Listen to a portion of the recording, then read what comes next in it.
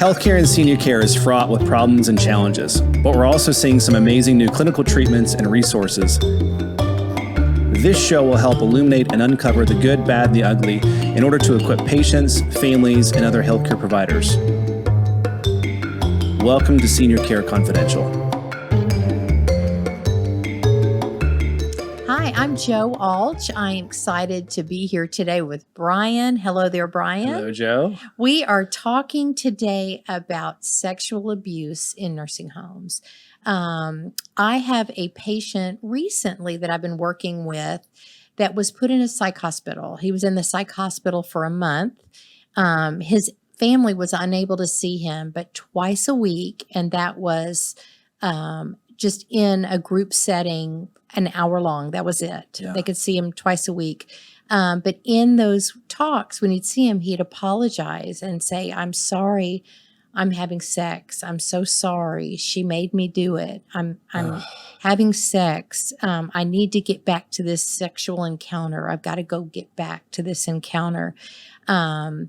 So his wife was very upset about these and went to the nurse, the director of the nursing, and the director of nursing totally dismissed it. You know, this is something, if a patient or a client talks about sex and it's just not something that it's just kind of a random, you've got to ask questions.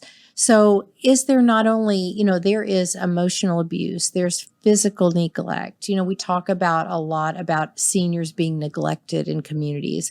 What we don't talk a lot about is sexual abuse in senior communities. And that's what I want to talk about. Brian, read off some statistics. I was very surprised when you mentioned that this is the show you wanted to do. I was like, I didn't realize how prevalent this is. And so just in looking at some of the stats, they say that 70% of reported abuse occurs in nursing homes, but only 30% of them are actually ever reported.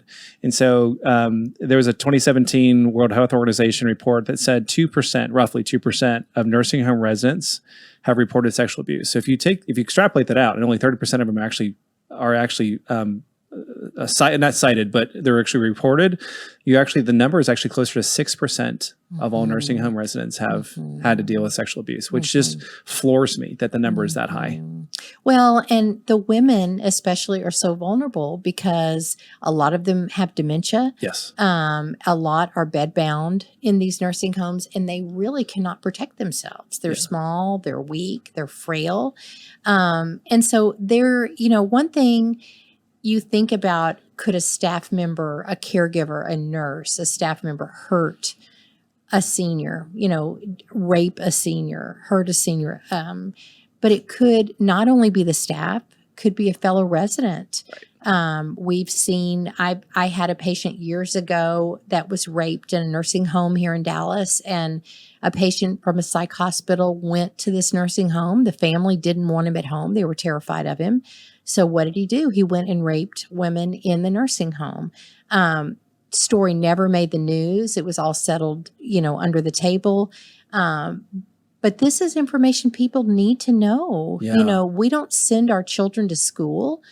We want to make sure they're safe in schools. We want to make sure our elders are safe in nursing homes as well. It's honestly the last thing I would think about. So, I've got aging grandparents, and my parents are still young. But, when you think about the nursing home thing, like that would be the last thing. And they've been through rehabs. Both my grandmas have been through rehabs. It wouldn't even be something that would cross my mind that, hey, we probably need to figure out how to vet. Well, I'm going to ask you about that in a second. How do we vet these things? But would never cross my mind to call ahead and go, hey, we're concerned about these things. We know that there's these statistics around, especially females. And one of my grandmothers has Alzheimer's, and so what does that look like? How do we protect her from these things? What are the statistics are? Or how do you guys go about vetting caregivers or whatever that process is? Would have never dreamed that this would be something I would have to clear for. I know. So sometimes it can be a fellow resident that is just, a man who just is confused with the lady down the hall with his wife who passed away 5 years ago. So who is protecting these seniors? So we have a little clip. We want to show you a story. It was a caregiver at a nursing home who assaulted a patient. So if we can show that. The details of this next story are difficult to hear, but we want to share this with you to help you protect your loved ones. A nursing home aide has been charged with sexually assaulting an elderly woman under his care. Police say it happened at an assisted living home in Burnsville called Regent. Now the victim's family is suing that facility. Our Alan Henry reveals how they discovered the alleged abuse and how to protect your elderly family members. Christine Mulcahy says after her older sister suffered a massive stroke, she made one of the toughest decisions of her life. Put her into a facility where you have to trust others to hopefully give the quality of care that you would. After a recent incident left her sister with broken ribs, Mulcahy decided to place a camera in her sister's room. The camera was placed on Christmas Day, and within 48 hours, I watched the video in the evening and was horrified by what I saw. According to police, 53-year-old John Akonko, a nursing home employee, was captured on video violating the 75-year-old woman with his hands. He was arrested just days later. And I couldn't believe it. I was horrified. It was heartbreaking. You feel guilt as a family member. Mulcahy has now filed a lawsuit against the facility, hoping to answer the questions she still has. Why is it that was able to occur? What were the circumstances that led up to it?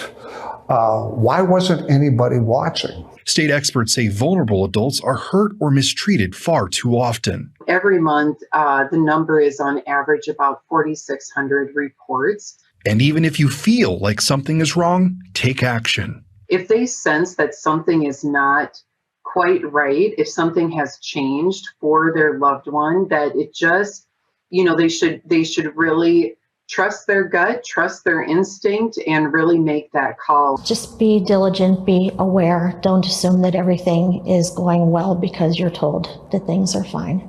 Alan Henry, WCCO News. Prosecutors charged Akonko with 2 counts of criminal sexual conduct. The facility where he worked fired him and said in part, our commitment to resident safety is based on extensive background checks and a strong abuse prevention program that does not tolerate abuse of any kind.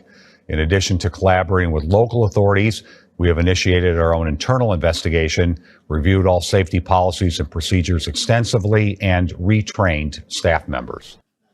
That was so disturbing. So let's talk about what some concerns, if a family member does think something is not quite right, some concerned family members can look for signs of sexual abuse, which include bruising on the thighs or genital area. And I did have a patient that I talked about several years ago.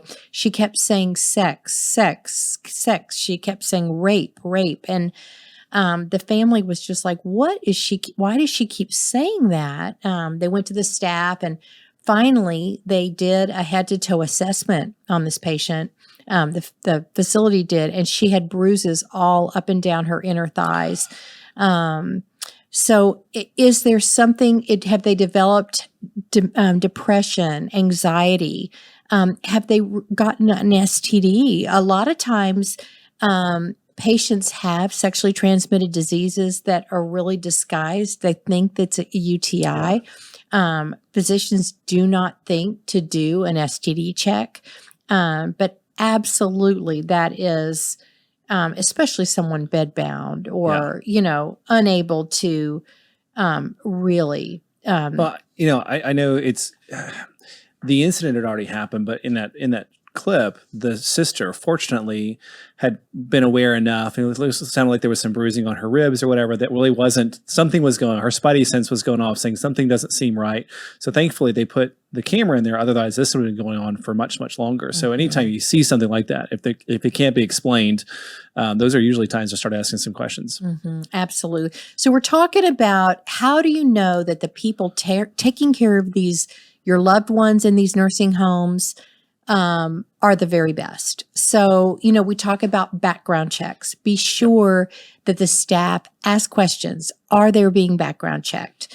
When they say, and we hear this since post-COVID, we have staffing issues. I get so sick of hearing we have staffing issues, because to me, if you can't staff, then don't take on the patient. You know, don't take advantage of those patients because the pay's the same. You just got less. The reimbursement's the same. You just have less people to take care of them. A lot of times, these nursing homes are using staffing agencies. So that was what I was going to ask you, because I don't work on the long-term care side. I know you've got some clients on that side. And I know in a lot of cases with COVID stuff, like everyone just lost their minds during these last couple of years. And so it's been really hard to find good quality caregiving staff. And so I know some ALs and maybe some nursing homes, it sounds like, that were using some contract staff. What does that look like in terms of doing background checks?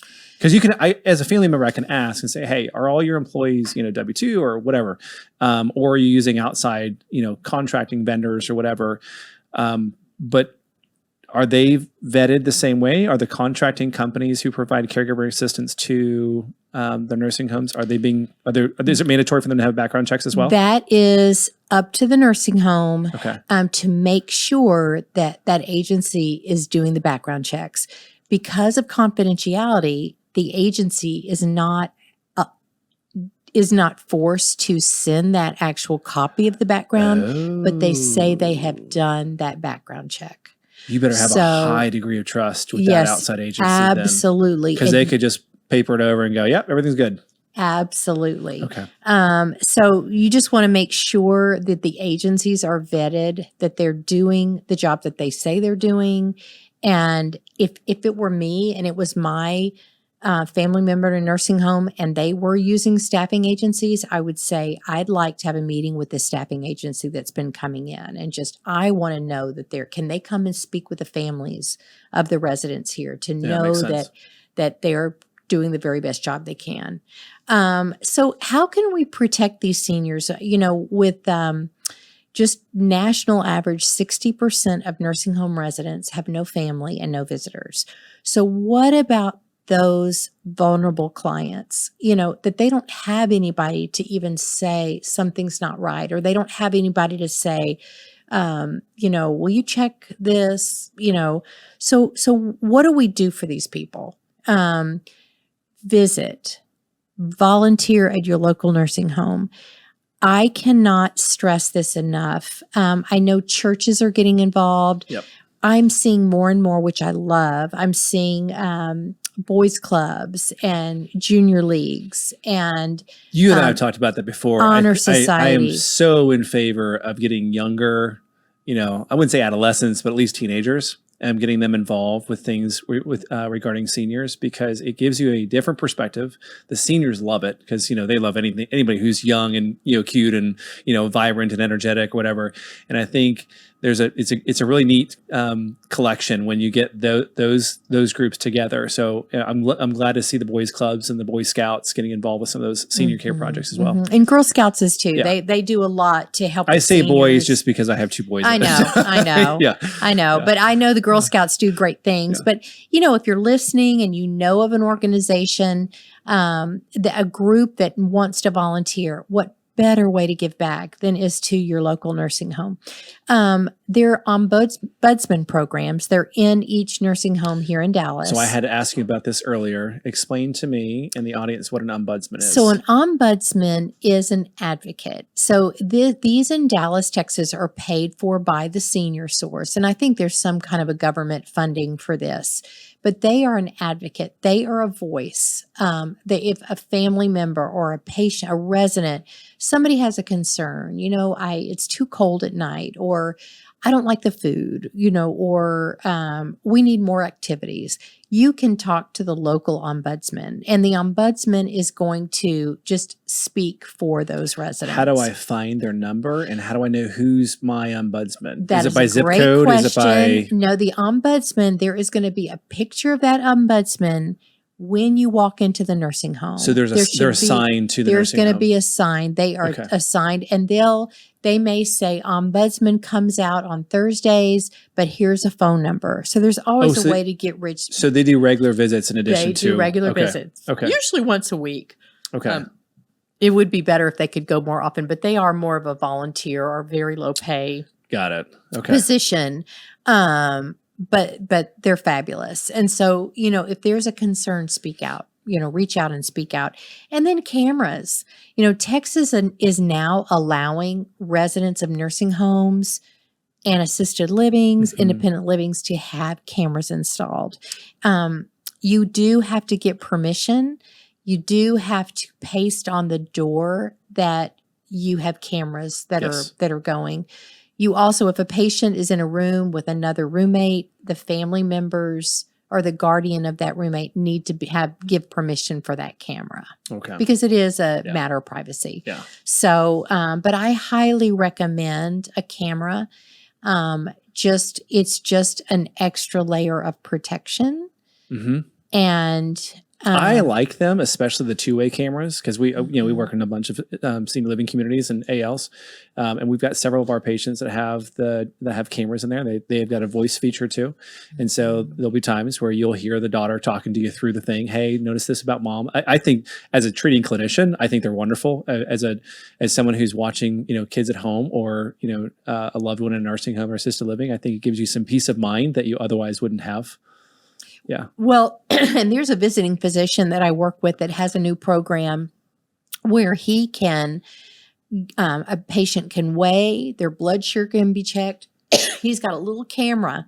It looks like a little iPod, and patient can weigh vital signs, and they can always communicate with that patient. Yeah. It's very cool. And so there are so many technologies coming up to benefit the client and does protect confidentiality, but is extra eyes and ears for that client. And so, I would love to have Dr. Arze on as a guest to talk about that program, but any extra eyes and ears are going to be beneficial. And, we just want to protect the people that are so vulnerable. So tell me, Brian, I know you found some statistics. Can you read those for us? Yeah. So there's actually quite a few of them. We talked about one before that was the roughly 6% of all nursing home residents have been affected by sexual abuse. There have been, I don't know what the over the last 20 years, there's been 20,000 complaints of sexual abuse in assisted living and nursing homes. They do find that you pointed out before that it typically is the people that are seen as more vulnerable that an abuser would not think would be either cognitively aware or brave enough to step up and say something's wrong. They're usually female patients, older female patients with dementia or Alzheimer's. Those are usually the boxes that they want to check. And then there was over 1,000 nursing homes cited for sexual abuse in the 3-year period, and 500 of them had multiple citations. So there's a lot of. It's sad because I've not been exposed to this fortunately before, but when you start looking into details on how frequently these things are happening, it's deplorable. So what other kind of things can family members do? So we can talk to ombudsman. We can make sure we visit. We can talk to maybe some local churches that can do some install a camera. Okay. Visit. Just visit. Or, if you've got friends at church or neighborhood that just maybe just need something to do, if they offer, hey, can I go and visit Uncle Sam, once a week, take advantage of that. These seniors do need our eyes and ears. That's so important. Yeah. What are your thoughts on the isolation part in some of the nursing homes? That is a big soapbox for me because I feel that the isolation, I think the whole thing boiled down to staffing issues. People were afraid to work with COVID. Employees were afraid to work. And now I see these communities are getting used to a skeleton staff. They've learned to get away with that. And I just think it's so detrimental. It seems like that might be prime. We might see some of these statistics getting worse with the increased isolation.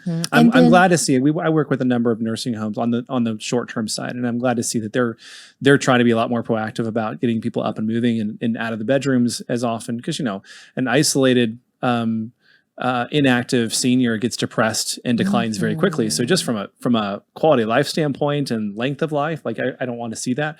But also when you start looking at these kind of statistics, the isolation just is a petri dish for. Well, and encouraging you can. what did they say? You could lead a horse to water, but you can't force them to drink. But encourage those seniors to do the activities. And it's just socialization. It's just talking. And I was at a community today that was just wonderful. And here in Dallas, they've got over 1,200 residents, and they had a group that was doing music. There was a group that was going out to Whole Foods. There was a group that was doing line dancing. I mean, it was just amazing. And so those activities, and if you don't live in a senior community, take advantage of your local senior center. Those are very, very low cost. I know in Frisco, I think it's $3 a month for residents if you're over 65. And there is an event every single day of the week. Oh, is that right? Okay. Yes. And they're great classes, free classes. There's memoir writing, there's swimming, there's pickleball, there is sitting, yoga, chair yoga. So even if you have some disabilities or challenges, there are things that you can do. They understand those limitations. Okay. So that's what just take advantage of those. Yeah. Well, I'm grateful for you bringing this topic up, because I had obviously, these things exist, right? We run licensed agencies, or at least I do. And so we have to take, the abuse, neglect, exploitation classes, every so often, and, pass a test. And so you're aware that these things exist. But you just don't know the statistics until you start looking into this. And so I'm glad you're bringing up awareness of this and letting people know, hey, these things are happening. The preventative measures are always key, right? You don't want to have to act after something's happened. So, pay attention to these preventative things that you've mentioned here. So I'm glad you brought this up. Thank you. And one other thing, if you feel your loved one, something is not right, and they've said things and the staff does dismiss or blows it off, there are other things you can do. You can report to Adult Protective Services. You can report to the Medicare hotline. You can even call the police. There are steps you can do. And if the police may say, we can't come out for that, but let me tell you who to call. So there are resources that you can call and report. And most of those at least in anything is like a licensed facility. So assisted livings, not independent livings, but assisted livings and nursing homes. There's usually, right as you're walking in the building, there's usually all these phone numbers that they were required to post. So they have resources there that you can call as well. Yeah. And if you're on home health, if you're on home care, usually there's a little notebook that you get with numbers, important numbers. So, and if you can't find those numbers, call us, call Brian or myself, email us, and we can definitely help direct you, send you in the right direction to get the help you need. Yeah. Great. So, Thanks, Joe. Thank you. It was a tough subject, but important subject that people need to know about. Absolutely. So thank you so much, and I hope you have a great day, Brian. Thanks, Joe. You too. Bye.